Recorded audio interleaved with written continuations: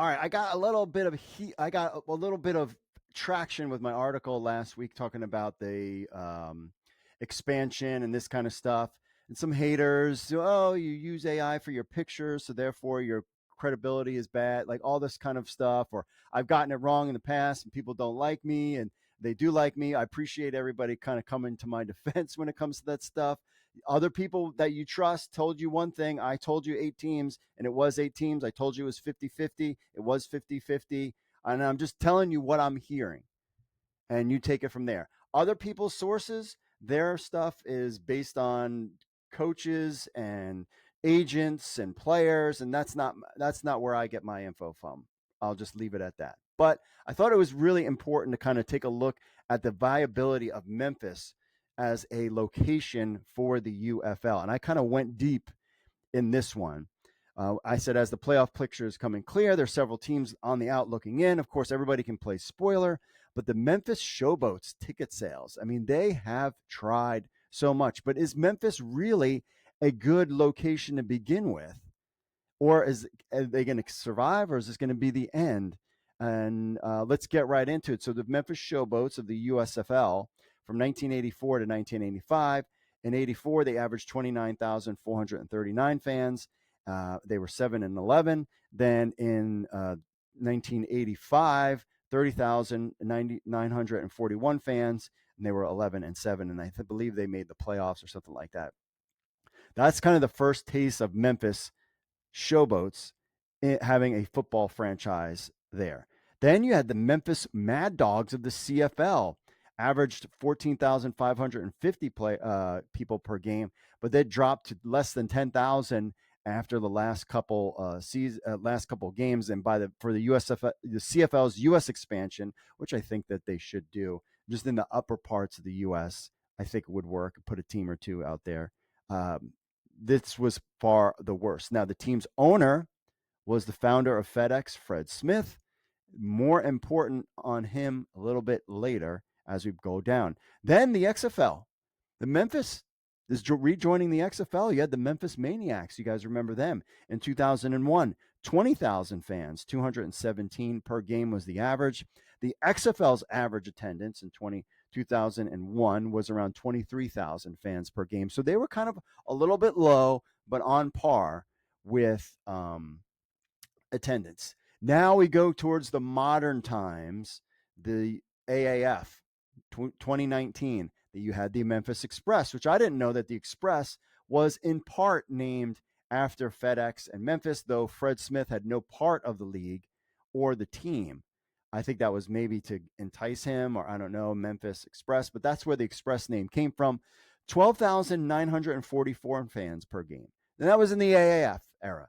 And we've seen like San Antonio had bigger numbers in the AAF era. Some of these other locations did better during the AAF era and that's only just a couple years ago, because I really think the world and how we consume things and everything has changed dramatically just in the last couple of years. And then finally, you had the Showboats return to the USFL in 2023. So if you don't recall, the USFL paused the Tampa Bay Bandits so that they can add the Showboats. The team finished 5-5. The USFL did not release attendance figures, but we don't know. I assume that they weren't 10,000. I'm guessing, based on just looking at it on TV, was probably in that 5,000 to 7,000, kind of the way they have now. Remember, Memphis, there was a hub location also for the USFL. And why did the Memphis Showboats return to the USFL? And the Tampa Bay Bandits got put on pause because Fred Smith called Brian Woods at the time, the USFL president, and said, hey, we want a team in Memphis. And he said, you're Fred Smith with a lot of money. Okay, let's bring a team in. And so that's where we are now with the Memphis Showboats. What is the deal with this Fred Smith connection? So he's been a key figure in Memphis football scene with his ties. He also has ties with the NFL. He was a minority owner of the Commanders. He was instrumental in getting the Houston Oilers to play in Memphis before moving to their permanent home in Nashville, which then later became the Titans. He's been a vocal supporter of bringing professional football to Memphis and has invested in various football-related ventures with the city, including upgrading Liberty Bank Stadium. He's involved with the University of Memphis. So FedEx is hugely involved in the local community. And he's kind of, what he reminds me of is Milton Hershey of Hershey, in the sense that like he is just, brought all of the stuff to the Memphis area, and he wants a professional football team, an NFL team. I don't think they will give them, and we'll get into that in a second, but a USFL team, a UFL team would be perfect for him. The question is, are the fans interested in the team? So here's what's going on with Liberty Bowl Memorial Stadium. Was renamed in 2022 to Liberty Bank Stadium. And then in December of 2023, which is just a couple months ago, Smith pledged $50 million to kickstart renovations to the stadium. This was recent history. Now in March, just last month in 2024, the project is now at a total of $220 million between donations and matching funds and all this other stuff. So they announced the timeline for the renovation project, which will start in 2024 and go to 2026. The aim is to modernize the stadium, enhance the experience, et cetera, et cetera. So dude just put $50 million into upgrading the stadium so that they can play football in it. So clearly he's not doing that to have concerts going in there. I'm going to see Journey, Def Leppard, and Steve Miller Band, for example, and Hershey over the summer. He's not doing that to just have concerts there. He wants football teams there. So they have the University of Memphis, Tigers, cool. They have the Southern Heritage Classic and the AutoZone Liberty Bowl. That's not why he's doing. He wants to upgrade the stadium. He wants a professional team, clearly, in the city. But the question is the NFL really interested? I would say the NFL would be more interested in going overseas than putting a team in Memphis. And they're looking at what's going on in Memphis and being like, is it even a viable town? I mean, St. Louis would be on the list way before Memphis would be on the list for an NFL team. So he's putting his money into something. Now, would he put his money into something that is not going to have a UFL team in the future? So as the UFL continues to explore potential new markets and considers expanding with additional teams in 2025, the survival of the Memphis Showboats largely depends on Fred Smith. If Smith remains committed to the team and he's willing to be one of the first owners of the UFL, which that is a name, we've heard his name out there all the time as probably one of the first potential owners, then the Showboats will likely stay in Memphis. The ultimate decision will not be made, this is what I'm hearing, by the UFL's marketing team or even the upper management, but rather it's basically Redbird Capital, Fox Sports, and Fred Smith himself. It's going to be up to them. Not like, hey, the data is here. This isn't a good market. We need to move. All the metrics are saying we need to move. None of that matters. What matters is what Redbird, Fox Sports in particular, and Fred Smith himself, that's what's going to, what his plans are, what they're thinking when it comes to the Memphis market. Now, Memphis is rated number 50 in TV markets in the United States. And it's also the smallest market in the UFL's portfolio of teams. That's just to keep in mind. So they are the smallest market. And that's why, but I mean, they did in the past get 20,000 fans. 20,000 would be amazing for any of the teams. We're just looking at 10,000 right now. The next smallest market is Birmingham at 46 and then San Antonio at 31. That gives you an idea. The USFL teams are in smaller markets. The XFL teams were in bigger markets, St. Louis, Seattle, and Orlando in particular, way bigger than these markets.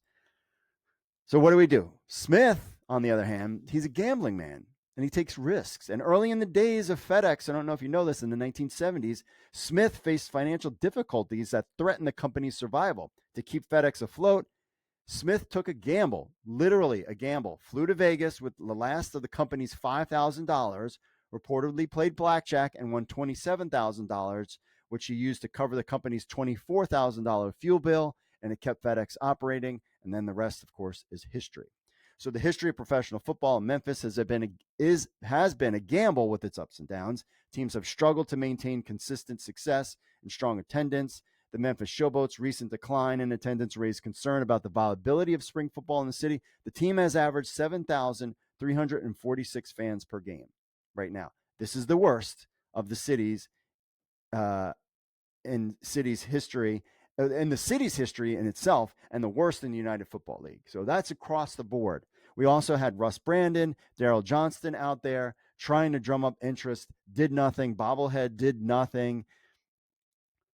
That's kind of where Birmingham is. So if Birmingham is going to survive, and I think it could be a good market, there's just no interest.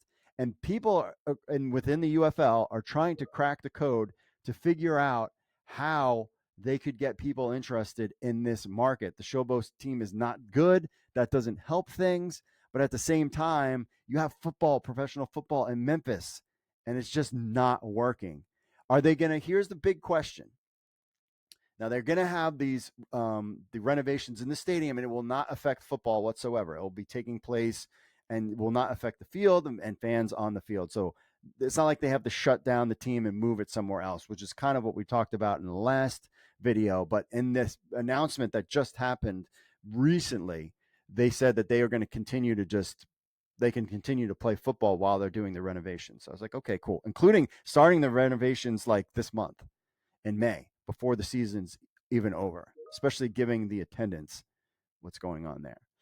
So it all boils down to really Fred Smith. If he's willing to put up money to buy franchises, I believe, and I put this in the thing in the article, that at the end of the day, if with the involvement of Fred Smith and his commitment to renovating the stadium and the hopes for a future league, like he needs to put up his own money. Like we have to worry about the UFL. And the city has already had 2 seasons behind it. Could the league pause it until the renovations are complete as an excuse to kind of close stuff up, tell the fans they're returning in 2026? Is Fox Sports going to tell Fred Smith to put up his own money to keep the team in Memphis? The UFL 2024 offseason will be real interesting. So I haven't heard anything aside from just that Memphis Showboats is vulnerable now because of the attendance, because it's such a small market. Why have, you have a number 50 market? You can add a Seattle or Orlando. That market is more people, which not only impacts the attendance, but impacts your overall reach of your league.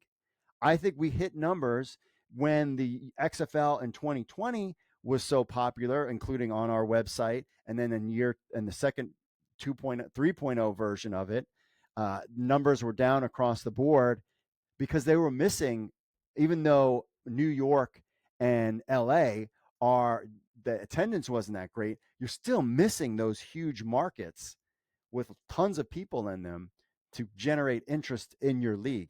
The TV ratings are showing another side of things, that things are strong. And, I think St. Louis, DC, Birmingham, Arlington are all safe. San Antonio is safe too. I think Michigan is safe. It's just really what's going to happen with Memphis. And if there was no Fred Smith in Memphis, the Showboats let's say if they did happen, if Fred Smith is like, yeah, this is just not working, which I think he's a gambling man, and I think he wants to stay in. He wants a pro football team. I think he would be the first owner, but I'm the UFL. I'm trying to survive. I'll be like, Fred, if you want this team, you need to buy it and you need to market it in that location. It's on you to keep that franchise afloat, but give us money, and then you are now the owner of the team. That hasn't happened yet, but he's willing to put up $50 million to renovate the stadium. He should be willing to put up $50 million to buy the Memphis Showboats for himself and then manage it with his own team and see what happens. So let me know what you think in the comments. Is Memphis even a viable place for the UFL? What about Fred Smith? What about the UFL and their survival? It's a whole kind of interesting thing that we're not going to know about what the solution is until the offseason. So let me know what you think in the comments.